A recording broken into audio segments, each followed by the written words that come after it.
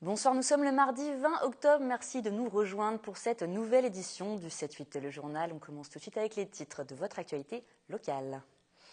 Et le conseil départemental entend réorganiser les centres de protection maternelle et infantile, les PMI, afin d'optimiser les moyens. Dans plusieurs communes, à La Verrière ou encore à Guyancourt, les élus de gauche s'inquiètent. Nous recevons ce soir Laurence Trochu, conseillère départementale Les Républicains. L'association yvelinoise HF Prévention proposait depuis vendredi dernier le premier jeu interactif et ludique sur la lutte contre le sida, Virussoir, un jeu éducatif et préventif qui s'achève aujourd'hui, 20 octobre, place de la Bastille à Paris. Et chaque année à Montigny-le-Bretonneux, l'événement Armanais permet de valoriser arts picturaux, sculptures et photos. C'est aussi l'occasion de récolter des fonds contre la maladie d'Alzheimer. Retour sur la dernière édition qui se tenait ce week-end. Pénalisé pour avoir prescrit trop d'indemnités journalières, c'est la situation dans laquelle se retrouve le docteur Véronique Moller. Hier, un collectif de médecins et de patients s'était rassemblé vers 15h devant la caisse d'assurance maladie de Versailles pour soutenir le médecin généraliste de Manille-et-Hameaux. La CPAM lui reproche d'avoir prescrit trop d'arrêts de travail, une situation injuste selon celle qui exerce dans une commune qui compte 3 médecins pour 10 000 habitants. On l'écoute. Ils n'ont pas du tout tenu compte de mon activité, du nombre de patients que j'ai, du nombre de médecins qu'on est dans la commune. On est 3 pour 10 000 habitants. De la pathologie qu'ont les gens, etc. Ça, je leur ai raconté, mais ça leur a rien fait puisqu'ils ont sanctionné durement en demandant pratiquement 25% de moins. Donc me demander de diminuer de 25% les indemnités journalières, c'est tout simplement me faire diminuer de façon arbitraire. Donc c'est ou mettre les gens à la porte ou les choisir en fonction de leur pathologie. Donc ça, c'est non. Une situation préoccupante pour les syndicats de médecins. Nombre d'entre eux seraient concernés par un problème comme celui-ci. Le directeur de la caisse d'assurance maladie rendra son avis d'ici 6 semaines sur la sanction à l'encontre du docteur Véronique Moller. Et comment bien manger, c'est une question que vous vous posez de plus en plus souvent. Jusqu'au 23 octobre, à Trappes se trouve justement la quinzaine de la nutrition, 2 semaines placées sous le signe de l'équilibre alimentaire. Au programme, spectacles, ateliers et conférences pour apprendre à bien remplir son assiette. Petit aperçu avec 2 ateliers, l'un sur l'importance du petit déjeuner et le second sur comment retrouver du plaisir en étant diabétique. William L. Il faut que les parents ne se découragent pas. C'est pas parce que l'enfant a refusé 1 fois, 2 fois qu'on arrête. C'est le repas le plus important de la journée, mais il est souvent difficile de le faire entendre aux enfants. Dans le cadre de la quinzaine de la nutrition à Trappes, de nombreux ateliers autour de l'équilibre alimentaire étaient programmés. Aujourd'hui, les parents apprennent comment faire prendre aux enfants un vrai petit déjeuner. Ce qui est important, c'est déjà de s'hydrater, de boire de l'eau ou un jus de fruits ou un verre de lait, un thé, une tisane et d'avoir un apport en sucre donc qu'on va apporter avec les féculents. Oui, j'ai appris des choses, vraiment prendre en compte chaque parent et vraiment se dire qu'il n'y a pas de mode d'emploi. En fait, on accompagne, mais on n'est pas là forcément pour apporter la solution aux parents ou à l'enfant parce qu'au final, il faut vraiment reconnaître leurs compétences à eux. Essentiel pour éviter les coups de fatigue ou les malaises, le contenu de ce repas compte moins que sa régularité. Le plus important, c'est de le prendre tous les matins. 2 jours plus tard, Anne-Valérie anime un autre atelier autour du diabète, cette fois devant un autre public dans une maison de retraite. L'alimentation du diabétique, en fait, c'est l'alimentation équilibrée par excellence. Donc, ne pas sauter de repas, faire 3 ou 4 repas en fonction de son rythme. En général, les personnes qui font du diabète ne veulent absolument pas se prendre un dessert parce qu'elles se privent de sucre. Or, pas forcément. On peut parfaitement manger un petit dessert au sein d'un repas équilibré. Un atelier qui permet de casser les idées reçues autour de cette maladie et réconcilier les diabétiques avec certains aliments. De nombreux événements ont été organisés pour cette semaine de la nutrition qui se terminera jeudi avec un grand jeu pour toute la famille. Virussoir débarque en France. L'association HF Prévention a lancé vendredi dernier le premier jeu interactif sur la lutte contre le sida. Situé place de la Bastille jusqu'à ce soir, le jeu, présenté sous la forme d'un laser game géant, invite les participants à détruire le virus du sida à l'aide d'un pistolet laser, un nouveau moyen plus ludique pour sensibiliser au dépistage. Regardez. Changer les comportements tout en s'amusant, c'est maintenant possible avec Virusoir. Le jeu interactif lancé par HF Prévention place les participants à l'intérieur d'un être humain. Fonctionnant sur le principe d'un laser game, les joueurs équipés de fusils d'assaut ont pour mission de détruire le virus du sida. Virusoir, c'est relativement simple. Les gens viennent, on va les miniaturiser, on va les injecter dans une personne qui est nouvellement donc séropositive et ils vont pouvoir essayer et tenter de tuer le virus du sida à coups de pistolet laser, et chaque tir de pistolet laser permet effectivement donc d'avoir des tirs de trithérapie. Chaque détail compte pour une immersion complète. Dès leur arrivée, les participants sont équipés et visionnent un film qui les conditionne dans un univers futuriste. Pour cause, les jeunes restent la cible principale de cet événement. Les jeunes se protègent de moins en moins, paraît-il. Donc je crois que c'est toujours très important de pouvoir, d'une façon ludique, parce que c'est un peu le propos, de montrer qu'il faut faire attention et se protéger. Je me souviens plus si j'étais capitaine ou sergent, je ne sais plus. Enfin, je donnais des ordres en tout cas. Dans le désordre, je donnais des ordres. Un champ de bataille de 250 mètres carrés dans lequel est plongé le joueur dans le noir principalement. Un enchevêtrement de salles obscures symbolisant les organes humains, un sujet grave pour une expérience qui, elle, se fait dans la bonne humeur. Je pense que pour les jeunes, ce sera bien, ça les sensibilisera vachement. C'est super et c'est pas toujours facile de tuer les virus, donc attention. Chaque année en France, c'est plus de 7000 nouvelles personnes qui sont diagnostiquées séropositives et 30 000 qui ignorent leur statut. Virusoir, une grande première en Europe qui devrait voir le jour dans d'autres villes françaises. Et l'événement se termine donc ce soir à 20h pour Jérôme Entré, directeur de HF Prévention. C'est déjà un succès car plus de 3700 personnes se sont rendues place de la Bastille pour s'essayer au jeu. D'autres villes de France et aussi en Europe seraient intéressées pour accueillir elles aussi le Challenger Game Virusoir. Et enfin, sachez que ce soir, Gérard Filoche, élu au bureau national du Parti socialiste et ancien inspecteur du travail, donnera une conférence à la Verrière sur le thème de l'emploi et notamment des politiques publiques proposées depuis 30 ans. Quant à Anne Hidalgo, elle n'est plus la bienvenue à Maison Lafitte dans les Yvelines. Ce lundi, Jacques Millard, le maire Les Républicains de la ville, également député de la 5e circonscription des Yvelines, a signé un arrêté municipal portant sur l'interdiction de séjour sur le territoire de sa commune, de la maire du Parti socialiste à Paris. Une décision en rapport avec l'annonce de cette dernière de rendre piétonnière la voie sur Berge, sur la rive droite de la Seine.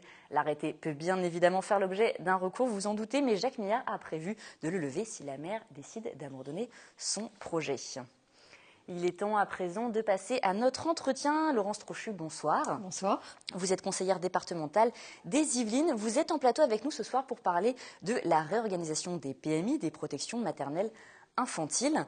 Alors, sur les 60 PMI, seule une vingtaine devrait être conservée. C'est une décision du conseil départemental. Est-ce que vous pouvez nous expliquer un peu cette décision ? Alors, c'est une décision qui a effectivement été prise et qui, en fait, trouve deux raisons. Voilà, parce qu'en fait, on s'est rendu compte que les services de PMI pouvaient être améliorés. Ça fait plusieurs années déjà que le département y travaille pour essayer de comprendre un peu comment les formules pourraient mieux satisfaire les besoins de la population. Et donc, ces PMI, on vise en fait de les optimiser, c'est-à-dire de permettre une ouverture, pas simplement quelques demi-journées par semaine comme c'est actuellement le cas, mais des ouvertures 5 jours sur 7, parfois même le samedi. On vise aussi des délais d'attente pour être reçus qui soient moins longs, parce qu'il faut savoir qu'actuellement, il y a à peu près des délais de 2 mois et demi pour avoir un rendez-vous. Il y en aura quand même qu'une vingtaine qui vont être conservées sur 60, donc même si elles sont ouvertes plus longtemps, on imagine mal quand même comment ça peut être plus efficace. Alors ça peut être plus efficace parce que ça veut dire qu'en fait les équipes médicales seront concentrées sur effectivement certains centres de PMI à la journée. Donc déjà il n'y aura pas de perte de transport pour les personnels de santé. C'est-à-dire qu'il y a des équipes qui vont être placées à certains moments selon les jours. En fait, il y aura une stabilité des équipes médicales parce qu'effectivement actuellement les équipes elles doivent se balader d'un centre à un autre. Encore une fois sur des demi-journées, donc sur des créneaux qui sont très restreints, tandis que là, on aura une ouverture complète à la journée avec une équipe médicale qui, elle aussi, sera constituée de tous les intervenants, aussi bien puéricultrices que médecins. Il y a des embauches, il y a des gens qui vont peut-être être licenciés Non, il y a un maintien complet des personnels. Donc il n'y a pas de suppression ni de personnel ni de services. Donc parler de fermeture de PMI, c'est faux. En fait, ce qui va être réorganisé, effectivement, ce sont les locaux de PMI, mais il n'y a absolument pas de fermeture de services de PMI. Donc la fermeture de la PMI de Guyancourt et de la Verrière, ce ne sont pas des fermetures, ce sont des réorganisations. Mais les gens qui se rendront dans ces locaux ne trouveront plus de PMI quand même. Alors, ils trouveront. En fait, la raison pour laquelle on ne peut pas maintenir les locaux dans l'état actuel, c'est qu'en fait, les locaux sont inadaptés. Quand évidemment, on a une ouverture sur quelques heures dans une semaine, ça peut suffire. Quand en revanche, on a une ouverture et une professionnalisation 5 jours sur 7, les locaux deviennent trop petits. Alors, 60% sont ouverts actuellement, 60% des PMI sont ouverts actuellement 2 jours par semaine. C'est quand même peu. La mutualisation va se faire comment? Est-ce qu'il va y avoir des PMI qui vont être attribués pour certains patients ou certains, je ne sais pas, peut-être domaines de médicaux? Non, parce qu'il ne faut pas oublier, il ne faut pas perdre de vue que la PMI, son premier rôle, c'est la prévention. Donc en fait, le service de PMI, ce n'est pas un service d'urgence avec des spécialités qui correspondraient à certaines pathologies. Ça reste une approche généraliste et en ce sens, tous les services de PMI proposent les mêmes services. Alors c'est une décision avant tout économique. Comme nous l'explique Anne Capio, je vous propose de l'écouter tout de suite. On n'a plus les moyens. Baisse de dotation de l'État. Ça représente pour le conseil départemental 150 millions d'euros sur 3 ans. 10% du budget. On ne peut pas continuer à financer des structures de services publics en bas de chaque habitation, ce n'est pas possible. Donc on mutualise, on améliore le service pour les gens. Alors voilà, il y a un vrai déficit à combler, il faut vraiment réorganiser. Comment c'est possible de faire pareil avec moins ? Justement, on ne va pas faire pareil, on va faire mieux. Et c'est pour ça que les deux raisons, celles que j'évoquais tout à l'heure, à savoir une réorganisation pour une meilleure qualité de service, il ne faut pas la perdre de vue. Certes, on est dans un contexte de budget extrêmement restreint, mais il ne faut pas oublier que cette réorganisation, elle était prévue avant même qu'il y ait ces coupes budgétaires au programme. Tout simplement parce que le département sait se remettre en cause quand il le faut, sait réadapter son offre aux besoins du terrain. Et donc, cette réorganisation que nous voulons mener pour une meilleure qualité, dans la mesure où on a des contraintes budgétaires, évidemment, comme dit Mme Capio, on ne peut pas opter pour une telle solution au bas de chaque immeuble. Donc selon vous, auparavant, il y avait peut-être des sommes qui étaient mal engagées, qui étaient peut-être mal dispensées dans les PMI ? Non, ce n'est pas qu'elles étaient mal organisées sur le plan juridique ou financier, c'est simplement qu'elles n'étaient pas forcément ciblées pour avoir un champ d'action aussi important maintenant. Et puis il ne faut pas oublier en plus qu'il y a un autre élément qui doit être pris en compte, c'est la réorganisation territoriale. On est maintenant dans un système où effectivement on raisonne à l'échelle de l'intercommunalité. Donc on ne peut pas continuer à être centré uniquement sur sa propre commune. Justement, comment s'est fait cette décision de décider quelle PMI allait fermer, quelle PMI allait rester ouverte entre guillemets, où elle allait être réorganisée, au niveau des centres, comment vous avez décidé justement? Alors justement, on a décidé ça en fonction de critères très objectifs, c'est-à-dire, comme je l'évoquais tout à l'heure, les locaux. Est-ce que les locaux tels qu'ils sont correspondent ou pas aux besoins et aux cahiers des charges que les professionnels du département ont dressés? Et il y a aussi la question de l'accessibilité. Est-ce que pour accéder à un service de PMI, je vais pouvoir facilement, avec ma poussette, mes courses, etc., m'y rendre voilà, ça c'est vraiment deux critères importants à prendre en compte et je pense que vraiment ce critère de l'accessibilité, il est primordial. Nous avons justement demandé aux Saint-Quentinois ce qu'ils en pensaient. Nous leur avons posé la question s'il fallait réorganiser les PMI. Je vous propose de regarder ces témoignages. Je pense que ce serait pas mal de rattacher certaines PMI avec les centres de santé. La structure mise en place, je pense qu'elle est déjà pas mal. Et s'il faut demander encore à réorganiser, ça a demandé normalement à mettre beaucoup, je peux dire, en termes de loi et tout. Essayer de voir quelles sont les priorités dans certains secteurs. Oui, il faudrait peut-être regrouper pour essayer que plus de personnes aient accès justement au PMI, parce que beaucoup de personnes ne connaissent peut-être pas non plus suffisamment. Ça dépend. Aujourd'hui, ça fonctionne assez bien. C'est vrai que moi, j'ai utilisé le service quand j'étais avec les 2 enfants quand ils étaient nés. Et c'était intéressant. Je pense que c'est un bon service et que c'est important de le garder. Laurence Trochu, votre réaction quand vous entendez ces témoignages alors? Un bon service, et c'est important de le garder, je suis complètement d'accord. Et c'est effectivement pour nous, on va pas supprimer une formule qui a fait ses preuves et qui marche. Donc il n'est absolument pas question de supprimer le service de PMI. Je vois quand même que beaucoup de réactions insistent sur la mutualisation. Et en ce sens, le département est complètement moteur dans ce projet et assez novateur aussi par rapport à d'autres départements. Voilà, et je pense qu'il y a un cadre à l'intérieur duquel les discussions restent ouvertes, évidemment. Et actuellement, par exemple, en ce qui concerne la PMI de Guyancourt, il y a 3 projets qui sont à l'étude. 3 projets sur lesquels je me suis vraiment investie. Aussi bien sur les critères d'accessibilité, comme je le disais tout à l'heure. Moi, par exemple, j'ai pris mes enfants, ensuite 2 ans dans la poussette, celle de 5 ans accrochée à la poussette, et j'ai testé en conditions réelles les trajets, le quota de marche à pied et de bus, etc.